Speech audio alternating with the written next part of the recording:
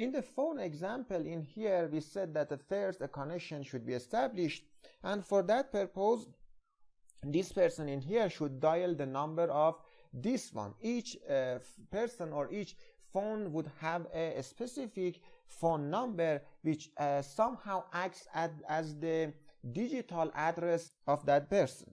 Now in the computer world also we have some addresses which are called IP addresses. So IP addresses in the computers is completely equivalent to the phone numbers for phones. For example, 1.1.1.1 is an example of an IPv4 address as 6.7.8.9.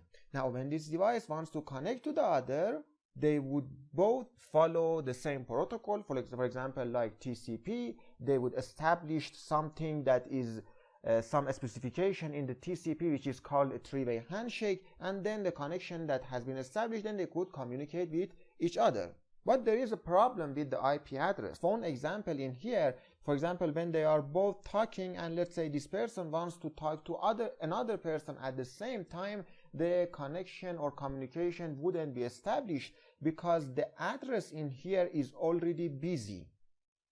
In the computer also, if another person wants to talk to this person, because they are he is already talking to another person and the IP address or the address is busy, they wouldn't be able. So for overcoming this problem, another concept was created, the concept of port numbers. In this case, 65,536 different port numbers would be assigned to each device. Now in this case, for example, let's say that this device is talking to other device using the IP of 1.1.1.1 and the port number of 10. Now he could at the same time talk to another device in here but using the port number of 11, or he could just talk to another person using the port number of 12.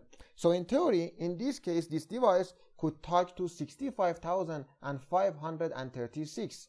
So using the idea of port numbers, they were able to increase the addresses of a single computer, of a device with a single address or IP address. In computer, usually each one of this combination is called a socket. For example, 1.1.1.1 with the port number of 11 is called a socket, which is separate of 1.1.1.1 in the port number of 10. So socket is an endpoint for communication. So this is a single device, but in this single device, using the port number, we were able to increase the addresses or separate endpoints to 65,536.